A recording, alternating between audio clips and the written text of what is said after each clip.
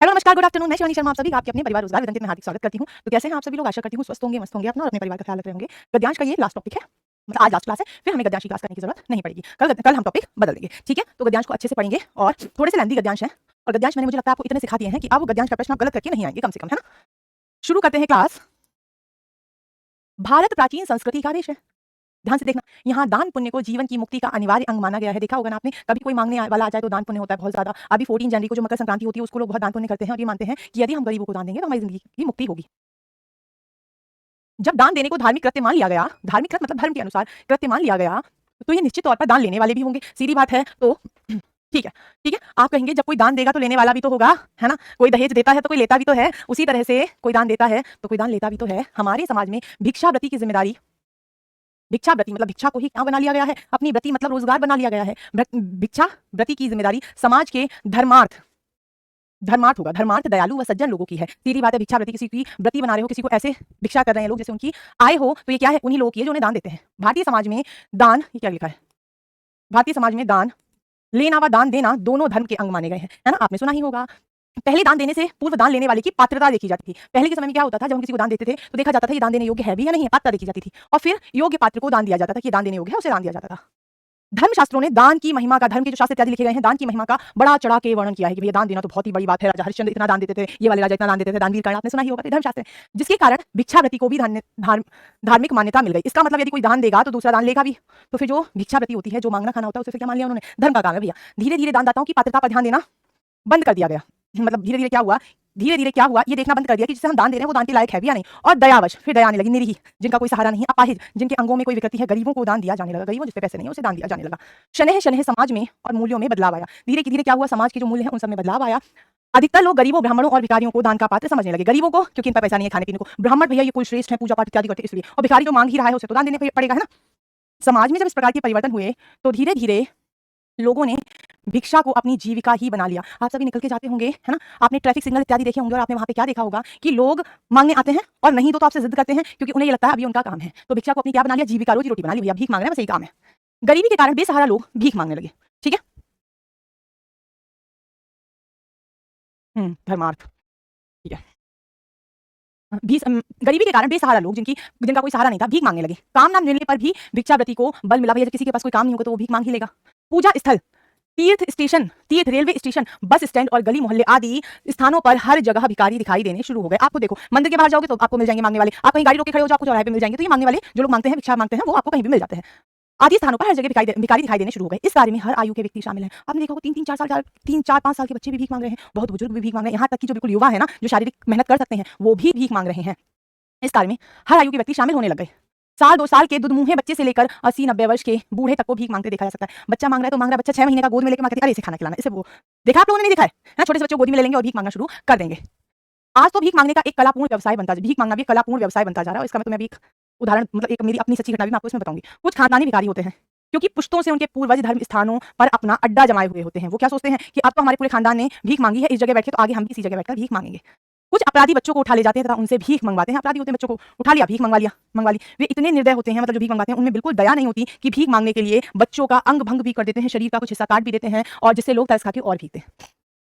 कुछ भिखारी अंतर्राष्ट्रीय स्तर के हैं, मतलब बहुत ऊपर लेवल के हैं, जो देश में छोटी सी विपत्ति आ जाने पर, अंतर्राष्ट्रीय स्तर के हैं जो देश में छोटी सी विपत्ति आ जाने पर भीख का कटोरा लेकर भ्रमण के लिए निकल जाते हैं। इसके अलावा अनेक श्रेणी के और भी भिखारी आते हैं, ठीक है? चलो, कुछ भिखारी परिस्थिति से बनते हैं, कुछ की सिचुएशन सच में ऐसी होती है जो परिस्थिति की वजह से भिखारी बन जाते हैं। तो कुछ अपना कुछ बना दिए जाते हैं, कुछ तो मजबूरी में बन गए, परिस्थिति से बन गए, कुछ को बना दिया गया। कुछ शौकिया भी इस व्यवसाय में आ गए हैं कि देखो कितना सिंपल काम है, किसी से मांगो, खाना मिल गया, पूरे दिन आराम से बैठो, फिर है ना? ये भी देखा होगा। जन्मजात भिखारी अपने निश्चित स्थान पर निश्चित रहते हैं। जो जन्म से ही भीख मांग रहे हैं वो क्या करते हैं? एक अड्डा जमा लेते हैं, हम पूरी जिंदगी भीख मांगे। कुछ भिखारी अपनी आमदनी वाली जगह है दूसरे भिखारी को किराए पर दे देते हैं। भैया देखिए हमारा अड्डा था, है ना? ये हमारा अड्डा था, अब अगर तू इस जगह भीख मांगेगा तो तुझे जितनी भीख मिलेगी उसमें से आधी हमारी है। समझ लो? बेरोजगारी और गरीबी के कारण कुछ वयोवृद्ध मजबूरी बस भिखारी बन जाते हैं। बड़े बूढ़े भी क्या करें, भिखारी बन जाते हैं, है ना? हाँ जी, गरीबी के कारण बेसहारा लोग भीख मांगने लगते हैं। काम ना मिलना भिक्षावृत्ति को जन्म देता है, सीधी बात है। बेरोजगारी तो सबसे बड़ी भिक्षावृत्ति को जन्म देगा ना, बताइएगा?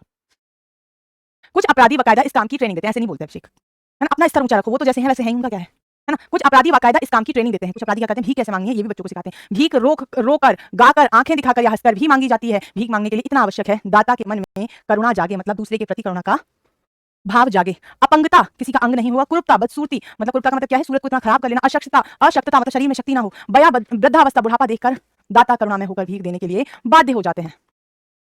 क्यों जी?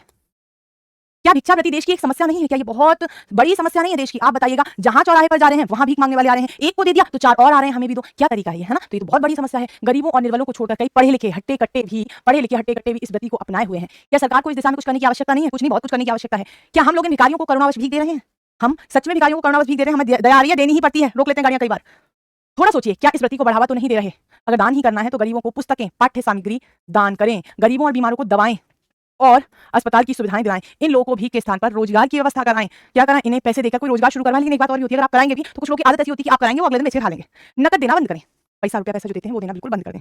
भीख मांगने वालों को खाना खिलाएं पर कभी उन्हें नकद पैसे ना दें। अगर जनता और सरकार दोनों मिलकर काम करें और भीख मांगने वालों को पुलिस के हवाले करना शुरू कर दे तो इस पर काबू पाया जा सकता है। बस हो गया।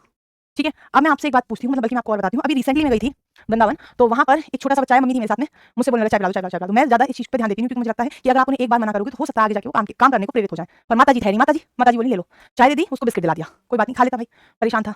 वो बच्चा चाय लेकर 10 कदम दूर पे गया, उसने चाय और बिस्किट अपनी माँ को दे दिया। माँ हो या साथ में जो भी हो उनके, उनका भी व्यवसाय वही था। अब आप ये बताओ, यदि माता पिता छोटे छोटे बच्चों से इस तरह से भीख मंगवा के अपने लिए साधन जुटाएंगे तो उस बच्चे की फ्यूचर की संभावनाएं खत्म हो जाएंगी या नहीं हो जाएंगी? तो आप बोलोगे बिल्कुल हो जाएंगी, क्योंकि वो कुछ भी नहीं बन सकता, हष्ट पुष्ट है तो मजदूर तो बनेगा, मजदूर तो बन ही सकता है, परंतु आपने उसे क्या बनाया? आपने उसकी मानसिकता को इस तरह कर दिया कि उसे लग रहा है भीख मांगना बहुत अच्छी बात है। हाँ, इतने बड़े एग्जाम में आ सकते हैं ये गद्यांश, लेकिन इतने बड़े गद्यांश एक्चुअली आते नहीं है एग्जाम में, पर मैं आपको तैयार कर रही हूँ कि एग्जाम में भी आ जाए तो क्या करोगे। ठीक है, क्या भिक्षावृत्ति मतलब भिक्षा को एक जीविका बनाना देश की एक समस्या है? आपका इस विषय में क्या विचार है? देखो, ये हुआ गूढ़ार्थी गद्यांश। इन्होंने आपको गद्यांश दिया और आपसे पूछ लिया कि आपकी क्या राय है। इस तरह का गद्यांश करना आपके लिए लेवल बढ़ाना है और इस तरह के ही गद्यांश आ जाते हैं, फिर आप उन्हें कर पाओगे। भिक्षावृत्ति समस्या नहीं है, क्योंकि दान पुण्य देना, अभी आपकी राय जानना चाह रहे हैं। अब एग्जामिनर साहब चाह रहे हैं कि हमारा जो स्टूडेंट है ना, देखें वो कैसी सोच रखता है। भैया आपको सरकारी नौकरी देंगे, अब पता चले आप बैंक में लग के चार भिखारी सामने आ गए, बैंक में बहुत रुपया लाओ तुम्हारे अकाउंट में ट्रांसफर कर दूं। भैया तुम भी तो गरीबी हो, ये भी तो एक दान पुण्य का काम होगा, कहीं तुम्हारी समस्या ऐसी हो जाए तो देख लो, तो तुमसे एग्जाम में क्वेश्चन पूछा जाएगा। भिक्षावृत्ति समस्या नहीं है, क्योंकि दान पुण्य देना तो भारतीय संस्कृति का एक धार्मिक कृत्य है। नहीं है समस्या, बहुत बड़ी समस्या है। देश का एक बड़ा तबका जो आगे चल के कुछ ना कुछ बन सकते थे, अपने जीवन को गलत दिशा में ले जा रहे हैं। भिक्षावृत्ति देश की समस्या को हल करती है, क्योंकि गरीबों, अपंगों, बेरोजगारों की जीविका इससे चल रही है। बताओ, देश की समस्या को हल कर रही है, गरीबों, अपंगों और बेरोजगारों की जीविका इससे चलती है, हल कर रही है कुछ नहीं। भिक्षा देना एक ज्वलंत समस्या बन गई। ज्वलंत मतलब जल रही हो जो, क्योंकि लोग इसको जानबूझकर अपना व्यवसाय बना रहे हैं। बिल्कुल सही बात है। भिक्षावृत्ति में लोग स्वेच्छा दान दे रहे हैं, इसलिए इसको समस्या नहीं माना जा सकता। मतलब अगर लोग स्वेच्छा से दान देंगे तो ये समस्या नहीं, तो भी ये समस्या ही है, तो भी ये समस्या ही है। विभिन्न स्थलों पर लोग भीख देने के लिए क्यों बाध्य हो जाते हैं? अब फिर देखो, भिखारी लोगों के पीछे लग जाते हैं और उन्हें भीख देने के लिए बाध्य करते हैं। अपंगता, कुरूपता, अशक्तता, वृद्धावस्था आदि देखकर लोग भीख देने के लिए बाध्य हो जाते हैं। धार्मिक स्थलों पर लोग दान पुण्य की भावना से जाते हैं और कंगाल भिखारियों के दान के रूप में भीख देते हैं। लोगों के पास अन्याय, अनीति और चोरी का पैसा होता है और दान देकर वे अपनी आत्मा पर रखे बोझ को कम करते हैं। ऐसा है क्या? ऐसा है क्या? भिखारी पीछे लग जाते हैं, उन्हें भीख देने के लिए बाध्य कर देते हैं। ऐसा नहीं, पीछे तो लगते हैं लेकिन बाध्यता तो नहीं होती, आप आगे बढ़ सकते हो उससे, है ना? इसमें एक ही संभावना है, इसमें आपकी बुद्धि में एक ही संभावना आनी चाहिए। अपंगता, कुरूपता, अशक्तता, वृद्धावस्था देखकर लोग भीख देते हैं और ये एग्जैक्ट लाइन लिखी हुई है, ये देखो। अपंगता, कुरूपता, अशक्तता, वृद्धावस्था आदि देखकर दाता करुणा में होकर भीख देते हैं। समझ गए? धार्मिक स्थलों पर दान पुण्य की भावना से जाते हैं, कंगाल भिखारियों को दान रूप में देते नहीं। लोगों के पास अन्याय, अनीति और चोरी का पैसा भी है। सबके पास मतलब चोरी का ही पैसा है, अनीति का ही पैसा है? बताना जरा। मैं फर्स्ट क्वेश्चन पूरा नहीं हुआ, पूरा हो गया, पूरा हो गया। सेकंड देख लो। क्यों? अच्छा टिक नहीं लगाया मैंने, लगा तो दिया इसी पे। क्यों? मतलब सब चोरी का ही पैसा रखते हैं, अन्याय नीति का बिल्कुल नहीं, तो इसमें बी ही ऑप्शन सही हो जाएगा। नेक्स्ट देखते हैं। देखो जी, आप आंसर एक बार दें या 50 बार कॉपी पेस्ट करें, मैंने पढ़ लिया और आंसर बदलेगा नहीं, तो ये सब करके अपना समय बेकार ना करें। देखो अब देखो, गुड़ाती गद्यांश से थोड़ी दिमाग लगा लो। भीख ना देकर भी दूसरों की मदद के लिए कौन सा विकल्प सही है? गरीबों और निर्बलों को शिक्षा, स्वास्थ्य और रोजगार की व्यवस्था करके मदद करना। पैसे देकर किसी को, भिखारी को रोजगार धंधे के लिए प्रेरित करके मदद करना। भैया देखो, पैसा तो देना ही नहीं है, नगद पैसा तो देना ही नहीं है। गरीबों के बच्चों के स्कूल में फीस जमा करके पुस्तकें और अन्य पाठ्य सामग्री देकर मदद करना। देख लो, रोगियों को चिकित्सालय सुविधा दिलाकर विभिन्न सरकारी योजना से परिचित करा के मदद करना। ये भी ठीक है, ये भी ठीक है, ये भी ठीक है, लेकिन जो इसमें ए है ना, नहीं सी नहीं हो सकता, नहीं हो सकता, जो बता दिया वही हो सकता है। ठीक है, वो बता मुझे। आप बोलोगे यहाँ फीस दी जा रही है, यहाँ चिकित्सा सुविधा दी जा रही है और यहाँ सारी चीजें इकट्ठी कर दी, गरीबों और निर्बलों को शिक्षा, स्वास्थ्य और रोजगार की व्यवस्था करके देना। मतलब जहाँ ज्यादा चीजें एक साथ हो रही है तो हम उसे वहीं पे रखेंगे। ठीक है, ए वाला ऑप्शन सही हो जाएगा, ए ही ठीक हो जाएगा। नेक्स्ट देख लीजिएगा, दान पुण्य और जीवन मुक्ति में कौन सा समास है? कौन सा समास है बेटा? देखो, दान पुण्य और जीवन मुक्ति में, दान और पुण्य में है बेटा इतरेतर द्वंद। हालांकि आपसे पूछा नहीं जाएगा, नहीं बोला है क्वेश्चन में कौन सा। अच्छा सही नहीं है तो फिर बी हो जाएगा, तो बी हो जाएगा। हाँ बी हो जाएगा, सही नहीं है, ओके ओके ओके। वैसे मैंने सही बता दिया, मुझे लगा सही है तो ज्यादा सही ए हो जाता, क्योंकि मैंने कहा ये भी ठीक है, ये भी ठीक है, तो बी नहीं होगा। सॉरी सॉरी सॉरी, मैं ध्यान दिया है ना, सॉरी। ठीक है, चलिए। दान पुण्य और मुक्ति में, दान पुण्य होता है इतरेतर द्वंद, जहां भी ऐसे योजक चिन्ह लग जाए बहुत चांस होते हैं द्वंद होने के। और जीवन मुक्ति का मतलब है जीवन से मुक्ति, तो आप कहेंगे मैम क्या हो जाएगा? द्वंद और तत्पुरुष समास हो जाएगा। हालांकि इसकी आपको जरूरत नहीं है, आएगा नहीं कभी। खानदानी भिखारी कैसे होते हैं बताओ? हाँ कर दिया ठीक, कर दिया कर दिया कर दिया ठीक। खानदानी भिखारी कैसे होते हैं? जो खुद भिखारी ना मांगकर, जो खुद भिखारी नहीं होना चाहिए, भीख जो खुद भीख ना मांगकर अपने स्थान पर दूसरे किसी भिखारी को भीख मांगने के लिए भाई पर देते हैं। जो छोटे बच्चों के अंग भंग करके, भैया वो तो अपराधी होते हैं। उनसे जबरदस्ती भीख मांगते हैं जिनकी भीख मांगने की जगह पुश्तैनी है और पीढ़ियों से निश्चित है। बिल्कुल सही बात है। खानदानी भिखारी कैसे होते हैं? जिनकी भीख मांगने की जगह भी एक जगह है, हम यहीं पे भीख मांगेंगे, और पीढ़ियों से लगातार चली आ रही है। जो देश को ये विपत्ति आने पर भीख का कटोरा लेकर भ्रमण के लिए निकल जाते हैं, इन्हें हम कहते हैं अंतर्राष्ट्रीय भिखारी। इन्हें हम क्या कहेंगे? अंतर्राष्ट्रीय भिखारी कहेंगे। तो इसमें सी आएगा। चलिए, ये क्या कर रही हूँ मैं? चलो, बहुत अच्छा, ध्यान से पढ़ना। आप अपने जो लोग शहर में रहते हैं वो गाँव जाते होंगे, और गाँव के नुक्कड़ों पे कोई एक आध पेड़ ज़रूर होता है ना? चलो देखते हैं, पढ़ते हैं। राह पर खड़ा, राही कह सकते हो, राह कह सकते हो, आम भाषा में लोग कर सकते हैं। राह पर, भैया देवेश ब्लॉक करना ज़रा, कॉपी पेस्ट चल रहा है बहुत ज़्यादा। राह पर खड़ा, ये सदा से ठूंठ नहीं है। राह पर खड़ा है, सदा से ठूंठ नहीं है। क्या है? तो आप देखना, राह पर खड़ा है, हमसे ये नहीं बताया क्या चीज़ है। राह पर खड़ा है, सदा से ठूंठ नहीं है। ठूंठ नहीं अर्थात वृक्ष के बारे में बात कर रही थी। दिन थे जब वह हरा भरा था। कौन? देखो, ये हो गई रहस्यमयी भाषा जो होती है ना, उसमें लिखा गया गद्यांश। इसमें आपको अर्थ खुद ढूंढने पड़ेंगे। दिन थे जब वह हरा भरा था। कौन हरा भरा था? देख लो, है ना? और उस जंग संकुल चौराहे पर जनों से, मतलब लोगों से सटे हुए भरे हुए चौराहे पर अपनी छतनार डालियों से, छतनार मतलब छत के समान घनी डालियों से, बटोहियों मतलब पथिकों की थकान दूर करता था। दूर, थकान अनजाने में दूर करता था, मतलब जो उसके नीचे बैठ जाता था उसकी थकान दूर हो गई। पर मैंने उसे सदा ठूंठी देखा। किसकी बात चलिए, धीरे धीरे पता चलेगा आपको। हाँ, पर मैंने उसे सदा ठूंठी देखा। पत्रहीन मतलब पत्तों के बिना, शाखहीन मतलब शाखाओं के बिना, निरवलंब मतलब जिसका कोई सहारा ना हो, निरवलंब। जैसे पृथ्वी रूपी आकाश से सहारा सहसा निकलकर अधर में ही टंग गया। जैसे पेड़ से निकल, मतलब पृथ्वी को आकाश मान लिया, उल्टा कर दिया, आकाश से कहते हैं ना, बीच में ही कोई चीज रुक गई, आगे नहीं आई, है ना? मैंने अभी बताई ना कि एक बच्चा, हम वृंदावन गए थे तो उसने मांगने लगा था, उसने जाके खाना लेकर दे दिया, है ना, अपनी मदर को चाय लेकर दे दी। तो आप कहेंगे आकाश से सहसा अधर में ही टंग गया। पृथ्वी को यहाँ आकाश माना, पेड़ को उल्टा कर दिया, तो आप कहेंगे उस पर मतलब कुछ था ही नहीं, पत्ते भी नहीं थे, शाखाएं भी नहीं थी, कोई सहारा भी नहीं था उसका। रात में वह काले भूत सा लगता था। कौन लगता था भी पता चलेगा। दिन में उसकी छाया इतनी गहरी नहीं हो पाती जितना काला उसका जिस्म है। मतलब अब उसकी स्थिति ऐसी हो गई कि परछाई भी उतनी काली नहीं जितना काला वो हो चुका है। और अगर चितेरे को छाया चित्र बनाना हो, चितेरा मतलब चित्रकार, चित्रकार जैसे आप पेंटर कहते हो, चित्रकार को उसका छाया चित्र परछाई बनाना हो, तो शायद उसका अभिप्राय और ना मिलेगा। मतलब ब्लैक पेंसिल से कुछ छाया चित्र बनाना हो तो और कुछ कहा ही नहीं जा सकता उसके बारे में। प्रचंड धूप में भी उसका सूखा शरीर उतनी ही गहरी छाया जमीन पर डालता था जैसे रात की उजियारी चांदनी में। मतलब कोई खास आबो छाव भी नहीं दे पा रहा है। जब से होश संभाला है, जब से आंखें खोली हैं, देखने का अभ्यास किया है, तब से बराबर मुझे उसका निस्पंद, मतलब जिसमें कोई स्पंदन नहीं है, कंपन नहीं है, नीरस जिसमें कोई रस नहीं, अर्थहीन जिसकी कोई जरूरत ही नहीं है, शरीर ही दिख रहा है। पर पिछली पीढ़ी के जानकार कहते हैं, जो अब से पहली वाली पीढ़ी के जानकार होते हैं ना, वैसे भी तुम्हें पता है, बड़े बुजुर्ग बहुत कहानियां सुनाते हैं। यहाँ पे एक मंदिर था, ये पेड़ ऐसा था, यहाँ इतने लोग इकट्ठे होते थे, इतनी गहरी नदी थी, इसे पार करके हम जाते थे स्कूल, तुम्हें क्या पता, हम तो नाव पे बैठ के जाते थे, कई बार तो डुबकी लगा के जाते थे, कई बार गोते खाते थे, कई बार तो हमने नदी के अंदर ही स्कूल बना लिया था। तो अतिशयोक्ति तो बड़े बुजुर्ग करते ही हैं, तो उसी तरह की बात है। पिछली पीढ़ी के जानकार कहते हैं एक जमाना था जब पीपल और बरगद उसके सामने शर्माते थे। मतलब इतना घना पेड़ था। अभी किसका था ये पता नहीं है। पीपल और बरगद के घने पेड़ भी उस पेड़ के सामने शर्माते थे। अच्छा सच्ची सच्ची बताना, किस किसने अपने दादा दादा वगैरह से कहानी सुनी कि हम तो नदी पार करके स्कूल जाते थे। इतनी तो नदियां इंडिया में नहीं है जितना, मतलब मेरे दादा के और उनके स्कूल के बीच में नदी पड़ती भी नहीं है।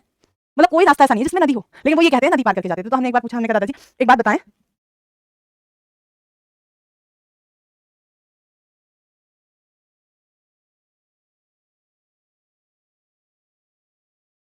है ना? तो मेरे दादा सच्ची में, मेरे दादाजी जहाँ जाते हैं पूरा प्लेन है, पूरा प्लेन एरिया है, तो कहते हैं यहाँ पे इतनी बारिश हो जाती थी, यही नदियां बन जाती थी। कमाल ही हो गया है ना? पीढ़ी के जानकार कहते हैं एक जमाना था जब पीपल और बरगद भी उसके सामने शर्माते थे। उसके पत्तों, पेड़ के पत्तों को, उसकी टहनियों और डालों से टकराती हवा की सरसराहट दूर तक सुनाई पड़ती थी, दूर तक सुनाई पड़ती थी। पर आज वह नीरव है, मतलब उसमें कोई जान नहीं है। उस चौराहे का जवाब जिस पर उत्तर दक्षिण पूर्व पश्चिम चारों राहें मिलती थी, मतलब चौराहे पर यहाँ कहीं पेड़ है, राहें मिलती थी, और जिनके सहारे अविरल बहता रहता था, मतलब लगातार सहारे जीवन अविरल बहता रहता था, जीवन लगातार बिना रुके बहता रहता था, है ना?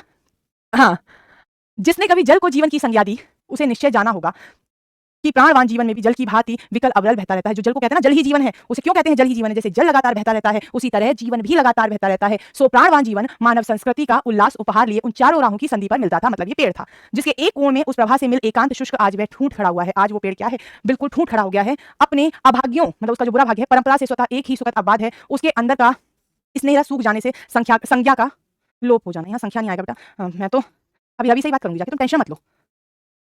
मतलब संज्ञा और संख्या में अंतर पता नहीं चल रहा है, वो तो तुम्हारी टीचर हिंदी पढ़ाती है, उसे पता चल रहा है, नहीं तो ये तो खराब ही हो जाता। उसके अंदर का स्नेह रस सूख जाने से भी संज्ञा का लोप हो जाना। यदि किसी के भीतर का प्राण रस सूख जाता है तो संज्ञा का लोप मतलब ज्ञान का लोप, कुछ समझ सकने की क्षमता का खत्म हो जाना।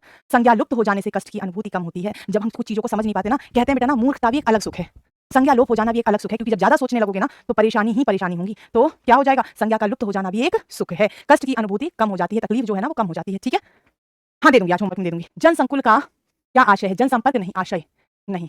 और वो पेड़ किसका था? वो पेड़ किसका था अभी तुम्हें पता चलेगा। जन समूह, जन जीवन नहीं, आप कहेंगे भीड़ भरा। जन से संकुल मतलब भीड़ भरा चौराहा, सीधी बात है। ठूंठ क्या होता है? पेड़ पे बहुत सारी डालियां होती हैं, ऐसे करके भैया एक मुझे पेड़ बनाना भी नहीं आता, लो ऐसे करके पेड़ बनाया, ये बना पेड़, वाओ शयन कितना अच्छा पेड़ बनाया, ऐसे करके पेड़ हो गया, क्योंकि बहुत सारे पत्ते हैं इस पे। अब एक वक्त क्या हुआ, इस पेड़ के सभी पत्ते गिर गए और ये ऐसा रह गया, ऐसे करके इस पे कोई पत्ता नहीं, ये हो गया ठूंठ। समझ पाए? ये हो गया ठूंठ, समझ पाए? जिस पे कोई पत्ता नहीं है, जिसकी कोई डालियां नहीं है ना, वो हो गया ठूंठ। आम की छतनार डालियों का क्या कारण हो सकता है? पेड़ में नहीं बताया, पैराग्राफ में नहीं बताया कि किसकी छतनार डालियां थी। अब पता चल गया, आम की छतनार डालियां। यात्रियों का को ठंडक मिलती थी, बताइएगा। कारण क्या होता है, ठंडक मिलती थी, विश्राम मिलता था, थकान मिलती थी, यात्रियों को हवा मिलती थी। देखो सारी चीजें होती हैं, सारी ही चीजें होती हैं, लेकिन सबसे ज्यादा क्या होगा, जब भी कोई यात्री आएगा वो बैठेगा तो उसे क्या मिलेगी, ठंडक मिलेगी। दिखाऊं कहाँ लिखा था, हाँ जी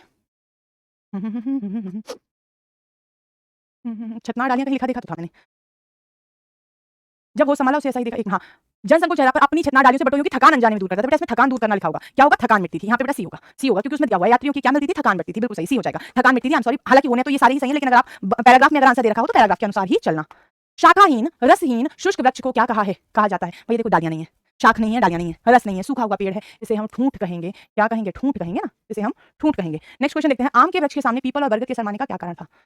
हवा की आवाज सुनाई देना नहीं, अधिक फल फूल जाना नहीं, अधिक फूल जाना नहीं, उसका अधिक हरा भरा और सघन होना, कि वो तो पीपल और बरगद से भी ज्यादा घना था। नीरस, जिसमें रस नहीं होता वो नीरस कहलाता है। निधन रस मिलकर नीरस हो जाता है। आम के अभागे बनने संभवतः एक सुखद अपवाद था। क्या अपवाद था, उसका नीरस हो जाना नहीं, उसका ठूंठ हो जाना नहीं, अनुभूति कम हो जाना, मतलब संज्ञा लुप्त हो जाना, कुछ सोचने समझने की जो शक्ति होती है, जान होती है, वो गायब हो जाना एक सुखद अपवाद था। कि होना भी बहुत जरूरी है, क्योंकि बहुत कुछ सोचते रहेंगे तो जीवन में तकलीफों का हम सामना करते रहेंगे।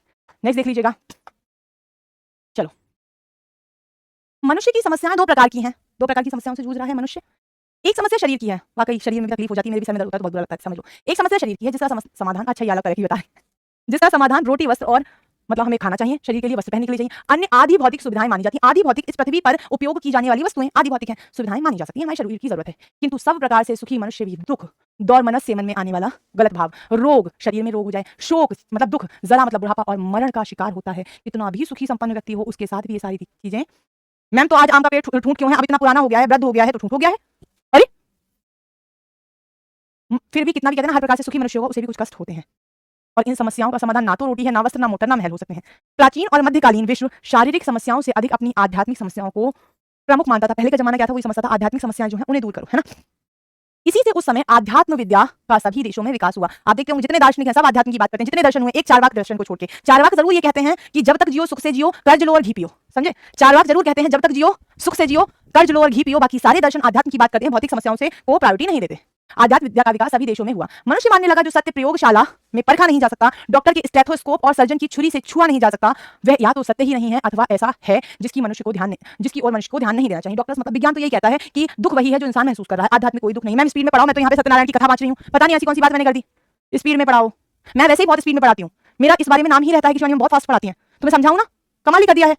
स्पीड में पढ़ना, किताब उठाओ स्पीड में पढ़ लोगे, फिर वहां स्पीड ही होगी और कुछ होगा नहीं। वह या तो सत्य ही नहीं है अथवा ऐसा जिसकी ओर मनुष्य को ध्यान नहीं देना चाहिए। विज्ञान क्या कहता है, कोई भी चीज तभी तक सुख या दुख है जब तक वो पता चलती है। और विज्ञान जो नई विजय प्राप्त कर रहा है, मतलब जितना आगे बढ़ता जा रहा है, त्यों त्यों अधिकाधिक मनुष्य उसके भक्त बनते गए। ज्यादातर लोग क्या करते गए, विज्ञान की ओर बढ़ते गए। यहाँ तक कि आध्यात्मवादियों, जो लोग आध्यात्म को सोचते हैं, को भी आवश्यकता अनुभूत होने लगी कि अपनी बातों को वे जहां तक संभव हो विज्ञान की भाषा में ही रखें। आध्यात्मवादियों ने क्या किया कि जब तक हमारी आवश्यकता नहीं होगी हम विज्ञान की भाषा के अनुसार ही बात करेंगे। हाँ जी, किंतु विज्ञान की वृद्धि से भी मनुष्य की शाश्वत समस्याएं दूर नहीं हुई। वह आज भी दुखी है भैया, अब तो टेक्नोलॉजी साइंस बहुत आगे बढ़ गई है ना, फिर भी मनुष्य दुखी है या नहीं है। ऐसा तो नहीं हमारे पास साइंस, हमारे पास टेक्नोलॉजी है तो हम दुखी नहीं है, बिल्कुल तभी हम दुखी हो जाते हैं कई बार। किंतु विज्ञान की वृद्धि से मनुष्य की समस्याएं दूर नहीं हुई, वह आज भी दुखी है। वह आज भी रोग या बीमारी होती है, शोक दुख होता है, जरा मतलब आज भी बुढ़ापा आता है और मरण का शिकार होता है, भैया मृत्यु आज भी होती है। तथा सबसे बड़ी बात तो यह है कि पहले जिन सुखों की लोग कल्पना भी नहीं कर सकते थे, उन सुखों के शैल पर बैठा हुआ मनुष्य पहले जो सुख सोचा था कभी एक टाइम पे कि फोन आ जाएगा, जहां मन करोगे वहां बात करोगे, सोचा हमने कह रहा, हमसे पहले वाली वीडियो में सोचा था वीडियो कॉल पर ऐसे ही इंसान सामने दिखाई दे जाएगा। उस पत्र के जमाने में कभी सोचा था कि दूरियां इतनी जल्दी कम हो जाएंगी। उस पैदल यात्रा के समय में सोचा होगा कि मतलब आज एरोप्लेन में जाके ज्यादा देर में दूरी मिट जाएगी, नहीं सोची होगी, है ना। तो कि पहले जिन सुखों की लोग कल्पना भी नहीं कर सकते थे, आज उन सुखों के शैल मतलब पत्थर पर बैठकर या ऊंचाई पर बैठकर भी मनुष्य भी चंचल, विषण और अशांत है। आज भी मनुष्य का मन ऐसा नहीं स्थायी है, विषण मतलब कोई ऐसा नहीं है मन में मन परेशान नहीं है या अशांत नहीं है, तथा उतना अशांत है जितना पहले युग में शायद ही कोई रहा हो। बल्कि अब तो इतना विचलन है मन में, अब तो इतनी परेशानियां हैं कि पहले के जमाने में तो कोई रहा भी नहीं होगा। अतएव मतलब इसलिए चिंतकों पर यह प्रतिक्रिया हुई कि मनुष्य की समस्याओं का समाधान विज्ञान भी नहीं है। फिर बाद में क्या पता चला कि भैया हम विज्ञान से क्या सोच रहे थे ना, सारी तकलीफें खत्म हो जाएंगी, लेकिन मनुष्य की जो समस्याएं हैं विज्ञान भी उसमें सब कुछ नहीं कर सकता, क्योंकि विज्ञान से शरीर चाहे जितना सुखी हो जाए आंतरिक संतोष में वृद्धि नहीं होती। आंतरिक संतोष मतलब आत्मा में जो हमें संतोष होना चाहिए, सेटिस्फेक्शन होना चाहिए, वो नहीं बढ़ता, उल्टे दिनों दिन उसकी मात्रा घटती जाती है। आत्मिक जो संतोष है उसकी मात्रा घट जाती है, ज्यादा विज्ञान होने से भी इसकी मात्रा घट रही है। देखो विज्ञान का सत्य किस पर आधारित है, आध्यात्म विद्या की उन्नति तो है नहीं, आस्था और भक्ति भी नहीं है। अब क्या है विज्ञान का सत्य, देखो मनुष्य मानने लगा जो सत्य प्रयोगशाला में परखा नहीं जा सकता, डॉक्टर के स्टेथोस्कोप और सर्जन की छुरी से छुआ नहीं जाता, वह या तो सत्य नहीं है या तो इसकी और मनुष्य को ध्यान नहीं देना चाहिए। तो यहाँ पर कितनी चीजें आ गई, विज्ञान का सत्य किस पर है, एक तो डॉक्टर के स्टेथोस्कोप और सर्जन की छुरी पर है, दूसरा प्रयोगशाला परीक्षण पर है। हमें एक जवाब लगाना है, हम सी लगा लेंगे क्योंकि प्रयोगशाला परीक्षण ज्यादा ठीक लग रहा है ना। विज्ञान का सत्य पहले प्रयोगशाला में प्रयोग होता है, डॉक्टर के पास स्टेथोस्कोप बाद में जाता है। आपको भी पता है कोई भी डिवाइस बनेगा तो पहले प्रयोगशाला में टेस्ट होगा ना, तो पहले वाला जवाब दे देते हैं, ठीक है। ये प्रवीण का जवाब देना जरा, मॉक टेस्ट में कहाँ मिलेगा, इसी मॉक टेस्ट नहीं बन रहे बेटा, क्विज आ रहे हैं, अभी मॉक टेस्ट नहीं आ रहे, क्विज आ रहे हैं सिर्फ, वो भी सैटरडे में आएगा तो आप चिंता ना करें। विज्ञान की सीमा क्या है? वह पूर्ण आत्मिक संतोष प्रदान नहीं कर पाता। कहाँ कर पा रहा है? सीमा थोड़ी है। वह आदि भौतिक और आत्मिक सुविधाएं प्रदान कर सकता है। देखो आदि भौतिक तो कर सकता है, यहाँ पे जिन चीजों की जरूरत है वो तो कर सकता है, आत्मिक नहीं कर सकता। उससे शरीर और मन दोनों सुखी होते हैं, शरीर और मन सुखी नहीं हो रहे हैं। वह रोग शोक जरा और मरण पर भी विजय प्राप्त कर लेते। कहाँ साइंस है तो क्या लोग मर नहीं रहे? मर रहे, बिल्कुल मर रहे हैं। तो कौन सा हो जाएगा? ये हो जाएगा। वह पूर्ण आत्मिक संतोष प्रदान नहीं कर पाता। वह पूर्ण आत्मिक संतोष प्रदान नहीं कर पाता। ये विज्ञान की एक लिमिट है। सीमा का मतलब है लिमिट, कितना कर सकता है, इतना ही कर सकता है। हाउ इट उपर्युक्त गद्यांश के अनुसार विज्ञान की उन्नति से मनुष्य की शाश्वत समस्या, शाश्वत मतलब जितनी समस्या थी सारी दूर हो गई। कब हुई? हमें तो नहीं पता चला, ऐसा तो नहीं हुआ है। मानव समाज आज पहले की अपेक्षा अधिक सुखी और शांत नहीं, भैया बहुत दुखी हो गया है। अब उसकी इच्छाएं इतनी बढ़ गई हैं, वो इच्छाओं पे भी जा नहीं पा रहा है, अब और दुखी हो गया है। जिन सुखों की कल्पना भी नहीं की जा सकती थी आज वे सब सुलभ है। ये भी ठीक है, लेकिन सुलभ कहाँ है? सब सारे सुख थोड़ी मिल रहे हैं, सारे सुख थोड़ी मिल रहे हैं। आज भी बुढ़ापा आ रहा है, आज भी मृत्यु हो रही है, आज भी रोग हो रहे हैं, आज भी कष्ट हो रहा है, सब थोड़ी मिल रहा है। मनुष्य की सभी समस्याओं का समाधान विज्ञान भी नहीं है। प्राचीन और मध्यकालीन विश्व की जीवन के विषय में चिंतन दृष्टि क्या थी? तो भैया प्राचीन काल में तो किस पे जोर दिया जाता था? आपको भी पता होना चाहिए। प्राचीन काल में तो किस पे जोर देते थे? आध्यात्म पे जोर देते थे। आप ध्यान कर लो। वह शारीरिक समस्याओं को प्रमुख मानता था, पहले का इंसान। वह शारीरिक समस्याओं से अधिक आध्यात्मिक समस्याओं को प्रमुख मानता था। बिल्कुल सही है, ये हो जाएगा। वह शारीरिक समस्याओं से ज्यादा किसको मानता था प्रमुख? तो आप कहेंगे आध्यात्मिक समस्याओं को प्रमुख मानता था। विज्ञान ही उसके लिए प्रारंभ सत्य था। वहां कहाँ था उस समय विज्ञान? पहले तो नहीं था। सभी समस्याओं के निदान के लिए विज्ञान उसके वरीयण था। नहीं, ये हो गया कंप्लीट। आज आपकी क्लास कंप्लीट होगी, ठीक है? आपका ये टॉपिक कंप्लीट हो गया, आपका ये टॉपिक कंप्लीट हो गया। कल से हम एक नया टॉपिक पढ़ेंगे बेटा, जिसका नाम है वाक्य पुनर्व्यवस्था। वाक्य पुनर्व्यवस्था मतलब व्यवस्था, वाक्य पुनर्व्यवस्था, जिसमें हम वाक्यों की पुनर्व्यवस्था भी देखेंगे। पूरे जो अनुच्छेद होते हैं, एक तो आप कहेंगे वाक्यांशों को जोड़ना सीखेंगे हम, वाक्यांशों को जोड़ना सीखेंगे हम। और आप कहेंगे वाक्यों को भी जोड़ना सीखेंगे, वाक्यों को जोड़ना सीखेंगे। और इसके लिए आपको एक काम करके आना है। ये मैं आपको बता क्यों रही हूँ? क्योंकि आज मैं आपको दे रही हूँ एक HW। क्या दे रही हूँ? HW दे रही हूँ। वे HW क्या है? मैंने एक समय में आपको, चुप रहो बिल्कुल। क्वेश्चन नंबर 11 में डाउट है। क्या डाउट है? किस सत्य पर आधारित है? दोनों हो जाएंगे, बताया था, पहला भी हो जाएगा दूसरा भी हो जाएगा। सुनो, होमवर्क क्या है? रुक जाओ। होमवर्क तुम्हारा ये है, मैंने तुम्हें एक टॉपिक सिखाया था वाक्य शुद्धि, याद है या नहीं? याद है? मैंने तुम्हें पहला टॉपिक सिखाया था वाक्य शुद्धि, सिखाया था या नहीं सिखाया था? हाँ जी, पहले बताओ, सिखाया था या नहीं सिखाया था? सिखाया था।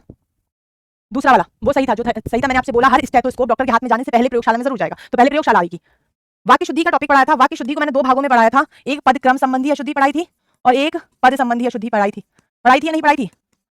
इस पदक्रम के मैंने लिखवाए थे नियम, लिखवाए थे या नहीं लिखवाए थे? सिर्फ इतना बता दो, लिखवाए थे या नहीं लिखवाए थे? पदक्रम के नियम लिखवाए थे। ये पदक्रम के नियम, वाक्य शुद्धि के पदक्रम के नियम आपको रिवाइज करके आने हैं, नोट्स, हैंड रिटन नोट्स भी आपके पास है, बोर्ड पीडीएफ भी है। पहले 2 या 3 क्लासेस में मैंने आपको ये कराया होगा। आपको कल जब क्लास में आना है, आपको पदक्रम के नियम याद होने चाहिए। मैंने क्या बोला? पदक्रम के नियम याद होने चाहिए, तब जाकर आपको वाक्य पुनर्व्यवस्था समझ में आएगी। कर्ता पहले आता है, वाक्य संज्ञा से शुरू होता है, ये सब आपको तब समझ में आएगा। कब? जब आप पदक्रम के नियम। प्रयोग का मतलब होता है, देखो, उपयोग का मतलब होता है किसी चीज को भोगना। जैसे इस पेन का मैं उपयोग कर रही हूँ, लगातार उपयोग कर रही हूँ। प्रयोग होता है सिर्फ टेस्ट करना। एक पेन आया, भाई पेन देना, जरा चला के देखा, हाँ ठीक है, प्रयोग कर लिया, टेस्ट कर लिया, ये लो रख लो, ये ठीक है, रख लो, ऐसे कर। उपयोग होता है उस चीज को लगातार, है ना? ठीक है। अब आपको क्या देखना है? पदक्रम आपको पढ़ के आने हैं, तब आपको कल का टॉपिक समझ में आएगा। तो मैं मिलती हूँ आप सभी से कब? कल दोपहर 3 बजे। तब तक के लिए अपना और अपने परिवार का ख्याल रखें। Thank you so much, have a good day, bye.